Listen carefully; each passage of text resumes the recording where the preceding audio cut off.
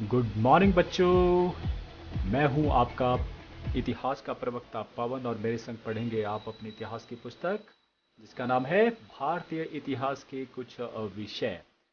यदि आपने मुझे अभी तक सब्सक्राइब नहीं किया है तो जल्दी से कीजिए, क्योंकि यदि आप मुझे सब्सक्राइब करते हैं तो मेरी वीडियो आप तक सबसे पहले पहुंचेगी और उसका फ़ायदा ये होगा कि आपके मार्क्स अच्छे नहीं और अच्छे आएंगे, मैं दावे के साथ कहता हूं। चलिए आपका अध्याय नंबर 7 की बात कर लेते हैं और उसका नाम है एक साम्राज्य की राजधानी विजयनगर, दक्षिण भारत का सबसे समृद्ध साम्राज्य। तो उसके बारे में दो वीडियो आप तक जो पहुंच चुकी है, लेकिन दूसरी वीडियो से संबंधित जो भी जानकारी मैंने आपको दी है उसको कितनी अच्छी तरह से मैंने आप तक पहुंचाया और आपने कितनी अच्छी तरह उसको सुना, उसका छोटा सा एग्जाम जो मैं ले लेता हूं। रिक्त स्थान आपको भरने हैं। चलिए तैयार हो जाइए, बिना कोई कॉपी किए, बिना कोई, बिल्कुल दिमाग के ऊपर स्ट्रेस डालिए और पता कीजिए कि क्या सही उत्तर है। पहला ये रहा, 1509 ईस्वी में सुल्तान यूसुफ आदिल खान, जो बीजापुर का जो है वो सुल्तान था, वो किसके हाथों मारा गया था? यस, तुलु वंश के सबसे ताकतवर शासक, सही कहा, वो थे कृष्णदेव राय। और 1512 ईस्वी में कृष्णदेव राय ने डैश पर आक्रमण करके महत्वपूर्ण क्षेत्र, ये रायचूर किसके में आता था? ये भी सही कहा, अभी मैंने नाम लिया था और वो था बीजापुर। तो बीजापुर का रायचूर का कौन सा क्षेत्र था? वो था नदियों का वो भाग, याद रहा आपको, जहाँ पे जलोढ़ मिट्टी बिछाई जाती थी और उस हिस्से को कहा जाता है दोआब। तो रायचूर का दोआब क्षेत्र और गुलबर्गा पर अधिकार जो है वो कर लिया गया, किसके द्वारा? कृष्णदेव राय का। दूसरा ये रहा, 1512 ईस्वी में गंगा राय की डैश नदी में गिर जाने के कारण जो है वो मृत्यु हो गई थी। यदि आपको याद होगा, गंगा राय जो है नायक थे और उन्होंने जो है कृष्णदेव राय के विरुद्ध विद्रोह कर दिया था। 1512 ईस्वी में इनकी जो है वो नदी में गिरने के कारण मृत्यु हो गई थी और नदी का नाम था, सही का, कावेरी। तीसरा ये रहा, उड़ीसा के शासक डैश ने विजयनगर साम्राज्य के दो महत्वपूर्ण दुर्गों डैश तथा डैश पर अधिकार कर लिया था। हिंदू शासक था, याद रहा, याद रहा, कीजिए, जल्दी से करिए, जल्दी से। और उनका नाम था प्रताप रुद्र, ठीक है। और दो कौन से? कृष्णदेव राय के ही दो दुर्ग थे, यह विजयनगर साम्राज्य के दो दुर्ग जिसके ऊपर उसने कब्जा कर लिया था।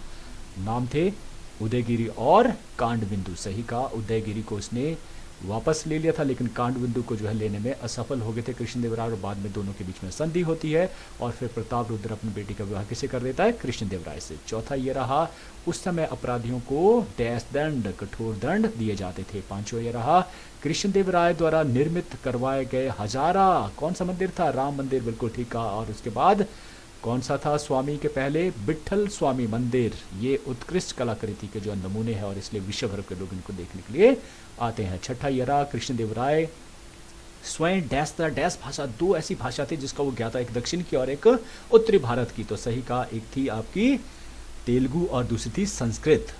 और उसने तेलुगु भाषा में एक प्रसिद्ध ग्रंथ लिखा था, देखिए इतना विद्वान था खुद जो है कृष्णदेव राय। और उस ग्रंथ का नाम आपको बताना है, सही का, अमुक्त मल्यद। क्या नाम था? अमुक्त मल्यद, याद रखना इसका नाम। सातवां ये रहा, सदाशिव राय, जो तुलु वंश का सबसे अंतिम शासक था और निकम्मा शासक था, वो जो है खुद प्रधानमंत्री के हाथों की कठपुतली था। उस प्रधानमंत्री का नाम आपको बताना है, उसकी चर्चा पहले शायद नहीं हुई है। तो उनका नाम क्या था? यस, नाम था गंगा, सॉरी, राम राय। हाँ, मैं भी भूल गया था, क्या नाम था? राम राय। आठवां ये रहा, 23 जनवरी 1565 ईस्वी को राक्षसी तागड़ी, याद रखना, और इसको दूसरे नाम से भी जाना जाता था, यस, तालीकोटा से।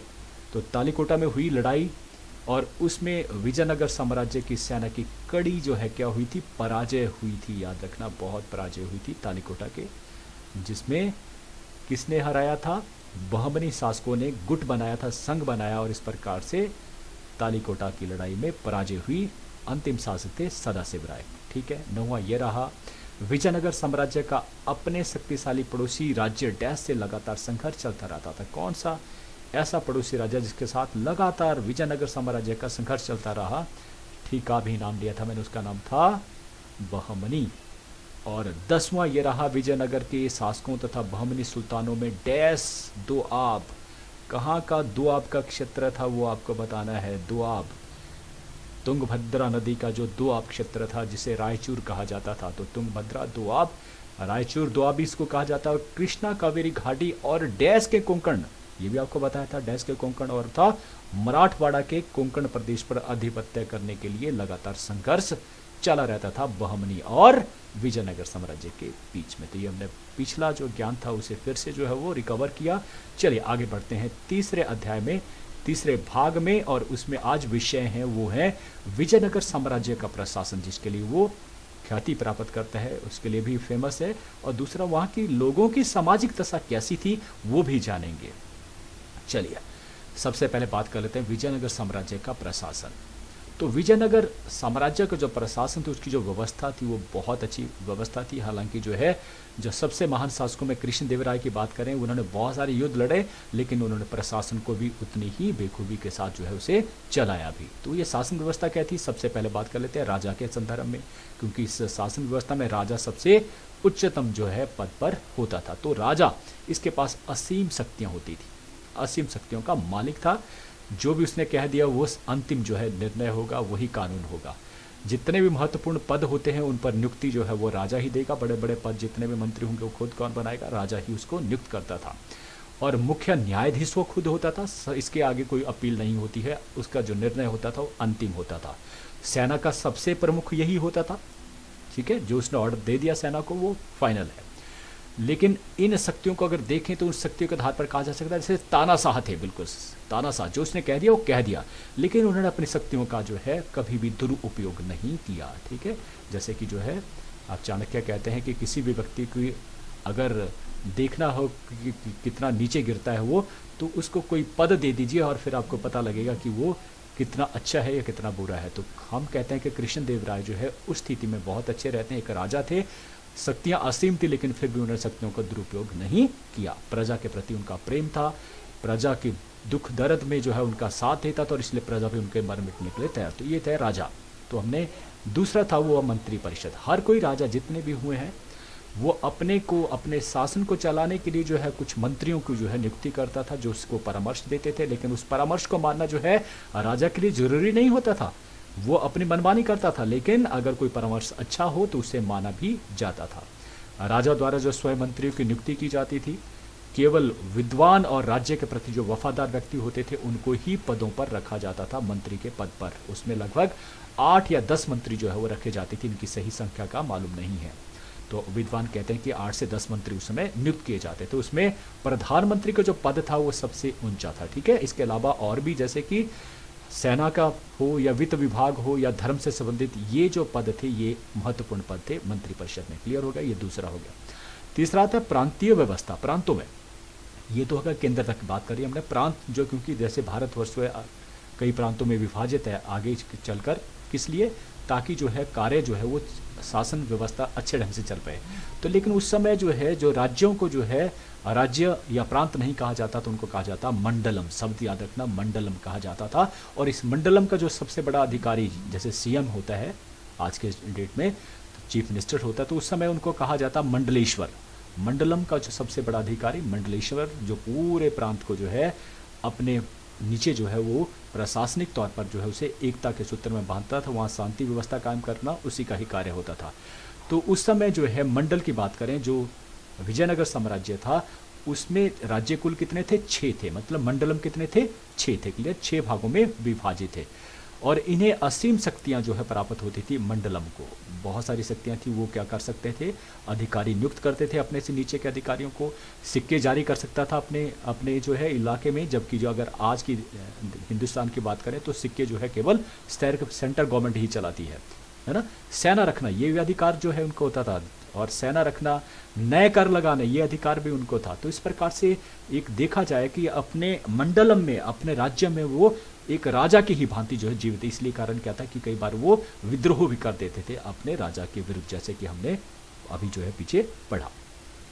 तो ये राजा क्या क्या करता, जो योग्य शासक था, अगर हम बात करते हैं कृष्णदेवराय की, तो उसने जान लिया था कि ये अपने इलाके में बहुत ताकतवर हो जाते हैं, इसलिए इनको जो है स्थानांतरित कर देना चाहिए, किनको, मंडलेश्वर को। तो समय समय पर उनको जो स्थानांतरित कर भी दिया जाता था। इस प्रकार से प्रांत की जो मंडलम है उसका शांति व्यवस्था कायम करने उसका ही कार्य जो है होता है, और समय समय पर वो अपनी सेना अपने राजा को भी जो है वो भेजता था उसकी सहायता, और वार्षिक कर भी वो देता था। चौथा आता है स्थानीय शासन प्रबंध।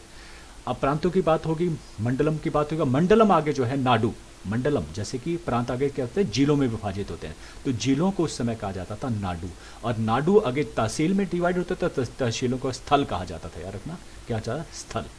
क्लियर हो गया, मंडलम, नाडु, फिर आ गया स्थल, तो इस प्रकार से डिवाइड था। तो इनको, और सबसे छोटी इकाई की बात करें तो गांव होते, जैसे कि आज भी गांव ही होते हैं ना, और वहाँ पंचायत जो है वो शासन चलाती, तो उसी प्रकार वहाँ व्यवस्था थी, सिर्फ नाम बदले गए थे।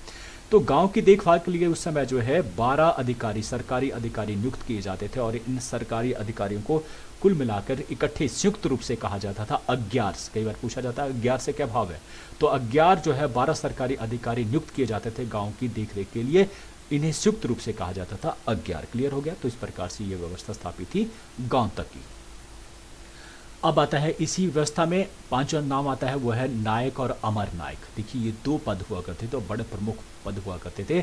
नायक क्या होता है, ये सेना प्रमुख होती है, जो सेना के टुकड़े और जैसे कंपनी होते हैं ना, उसके प्रमुख ये हुआ करते थे।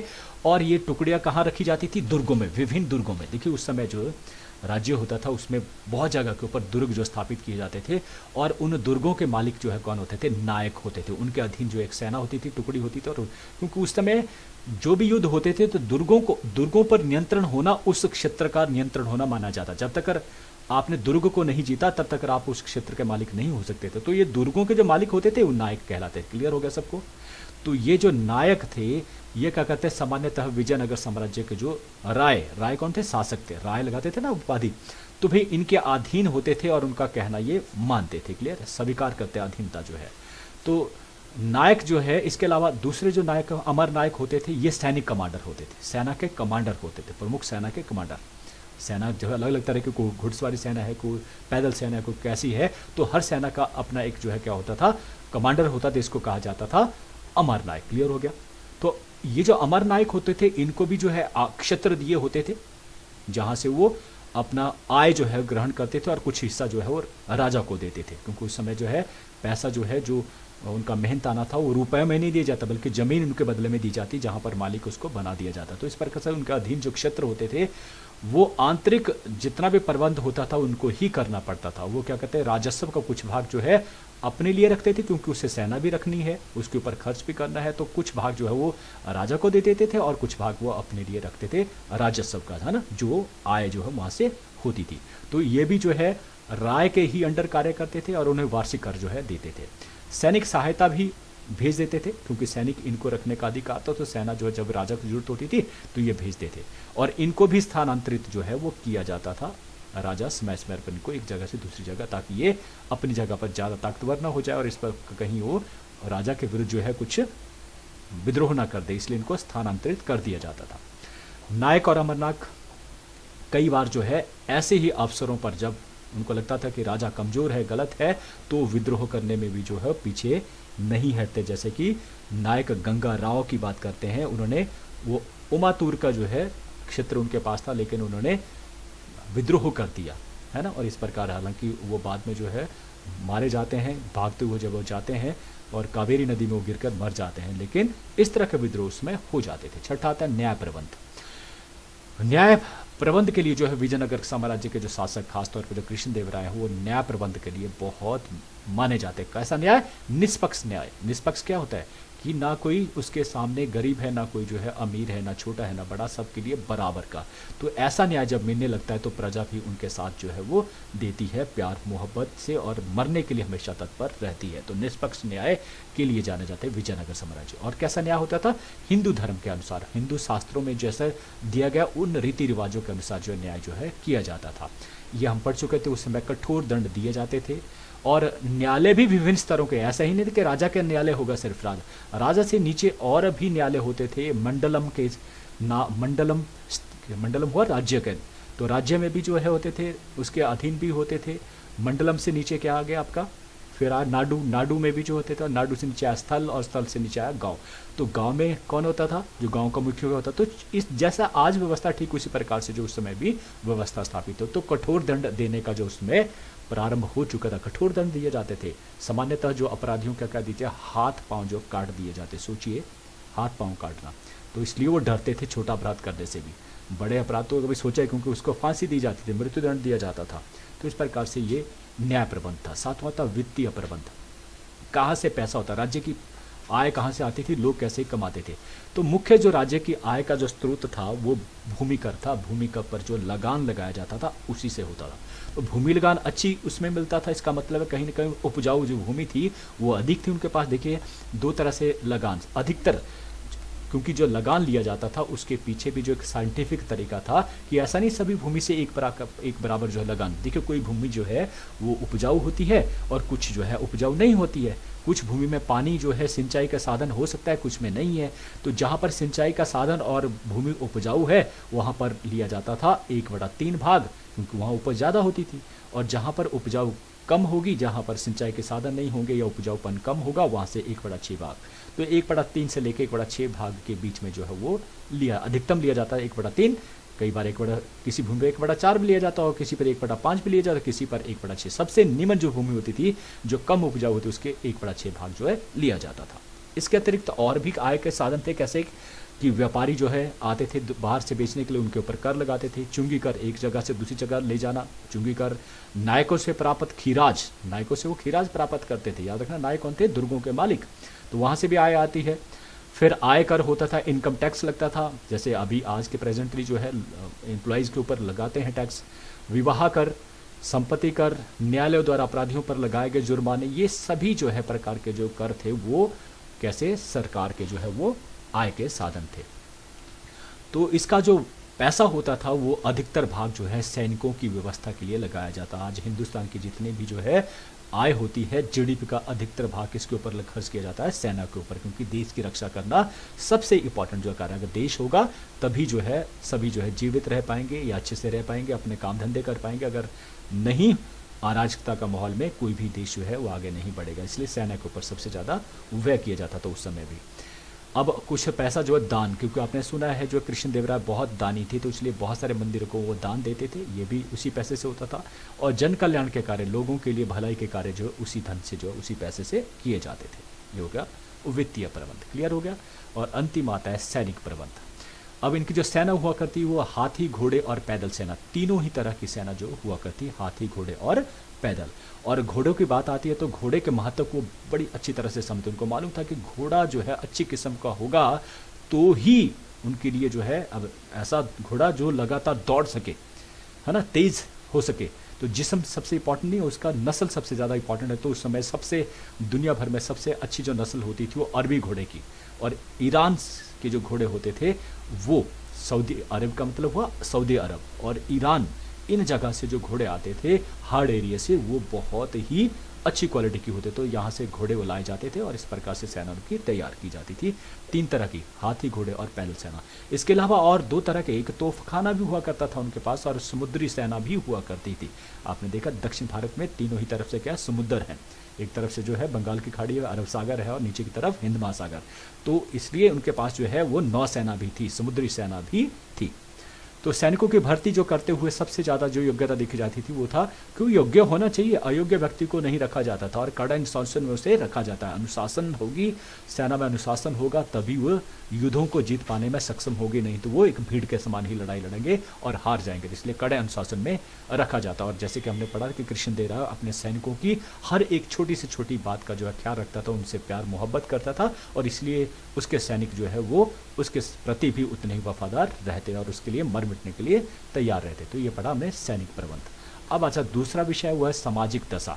सबसे पहले समाज की बात कर लेते हैं। समाज कैसा था? जाति प्रथा। देखिए उस समय जाति प्रथा जो प्रचलित थी, लेकिन ये कहता है कि उस समय उत्तर भारत की तरह जहां पर जो है छुआछूत की भावना विकसित हो चुकी थी, यहाँ पर कहाँ बात कर रहे हैं, हम कर रहे हैं कहीं विजयनगर साम्राज्य। यहाँ पर छुआछूत की भावना विकसित नहीं थी। इसका मतलब कहीं ना कहीं जो शूद्र थे, जो अंतिम जो चौथा जो पार्ट आता, वो शूद्र लोग जो है कहीं ना कहीं उनकी स्थिति जो है अच्छी थी, इतने गंदे दिखते नहीं होंगे, क्योंकि उनको उतना कम से कम जो उनकी ज़रूरत की चीज़ें हैं अंतिम, वो कम से कम पूरी होती होंगी। तो इस प्रकार से ये वजह था कि जाति प्रथा जो उतनी कठोर उसमें नहीं थी। समाज वैसे ही बंटा हुआ था, ब्राह्मण क्षत्रिय वैश्य और शूद्र, और काम भी वैसे ही बंटे हुए थे। क्लियर है। अब आता है दूसरा, स्त्रियों की दशा। स्त्रियों का बहुत सम्मान जो है उस समय किया जाता था, पढ़ी लिखी होती थी, ये बड़े घरानों में ऐसा होता था अगर समूचे तौर से देखा जाए। लेकिन ये कहता है कि स्त्रियों की स्थिति उतनी बदतर नहीं थी, अच्छी थी। गंगा देवी जैसी जो है उस समय प्रसिद्ध विदुषी, याद रखना, गंगा देवी जैसी विदुषी उस समय जो है रही है, और उन्हें देखिए तलवार चलाने का भी अधिकार था, कुश्तियाँ जो है वो लड़ सकती है, नृत्य संगीत, ये हर तरह के क्षेत्र में जाकर जो है वो, तो इसका मतलब उनके लिए ओपन था हर चीज़, और वो कर सकती है। इसके अलावा और भी छोटी छोटी जो गलत चीज़ थी, जैसे कि अल्प आयु में, छोटी आयु में ही उनके विवाह कर दिया जाता था, जो गलत जो है एक धारणा थी। दहेज लेने देने का जो उस समय जो काफ़ी रिवाज था, और उच्च वर्ग में तो लोग जो है एक से अधिक शादियां करते हैं। और इसका एग्जाम्पल जो आपका जाता है संगम वंश के सबसे महान शासकों में आता है देवरायदित्य। तो देवरायदित्य की 12,000 रानियाँ थी, सोचिए 12,000 रानियाँ। तो वैश्यावृत्ति उस समय जो है ये सबसे जो है, अगर विजयनगर साम्राज्य की बात आती तो वैश्य प्रथा जो है उस समय उसको मान्यता प्राप्त थी, और किसी भी जगह का ऊपर जाए तो मान्यता प्राप्त नहीं थी। लेडीज जो है उसको कार्य के तौर पर मानती है, एक धंधे के तौर पर मानती थी, जैसे कि एक टीचर बनना, एक जो है वकील बनना, ठीक उसी प्रकार से लेडीज़ का वैश्य बनना जो है वो कार्य माना जाता था, और उसके बदले में उसे कर देना पड़ता था, आय के ऊपर टैक्स देना पड़ता था। फिर तीसरा आता है भोजन। खान पान पर किसी प्रकार का प्रतिबंध उस समय नहीं था, केवल जो है ब्राह्मणों के लिए शाकाहारी भोजन ही जरूरी था, वो मांसाहारी नहीं करते थे, क्योंकि उनको एक रुतबा प्राप्त था, एक पहले दर्जे के व्यक्ति थे जिनके लिए खान पान की व्यवस्था भी जो बताई गई थी कि आपने इस तरह से, तभी उनका समाज में पहला स्थान था। तो ये कहते कि केवल गाय का मांस छोड़कर हर प्रकार के जानवर का जो मांस जो है खाया जाता था, और लोग वहाँ के खाने पीने के बहुत, पीने के भी शौकीन और खाने के भी बहुत शौकीन थे। जो निम्न लोग थे, जो शूद्र जाति के लोग थे, वो कुत्ते और बिल्लियाँ और छिपकलियाँ भी खा लेते थे, क्योंकि उनके पास इतना पैसा नहीं होता था कि वो खरीद कर बाजार से, बड़े जानवर उनके पास नहीं होते थे, इस प्रकार से इन जानवरों का इस्तेमाल वो करते थे। ठीक है, क्योंकि हालात ही किसी आदमी को कोई चीज़ खाने के लिए विवश करते हैं। कोई आदमी ऐसा नहीं होता कि जानबूझ के उन चीज़ों को, और बचपन में जिसको जो चीज़ आदत पड़ गई वो आगे जनरेशन टू जनरेशन वो चलता रहता है। चौथा था मनोरंजन के साधन। मनोरंजन के जो शौकीन बहुत थे, क्योंकि पैसे की कमी नहीं थी। देखिए समृद्ध राज्यों में से एक था ये, उस समय का सबसे समृद्ध।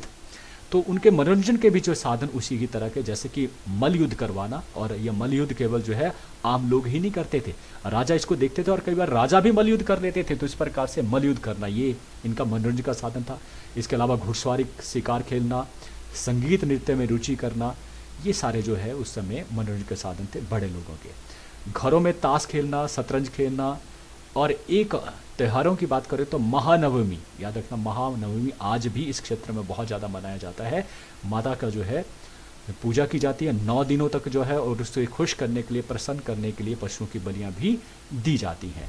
और इसके अलावा इनकी जो है दिवाली और होली, ये भी उनके प्रमुख त्यौहार थे। लेकिन सबसे इम्पॉर्टेंट है कि महानवमी 9 दिन, और यहाँ उत्तर भारत में उसमें दशहरा मनाया जाता है, और अगर हम पूर्व की बात करें तो वहाँ पर जो दुर्गा पूजा की जाती है। तो ये त्यौहार उस समय, अगर हम विजयनगर की बात करें तो महानवमी आपने याद रखना है। तो मनोरंजन के साधन भी हो गए।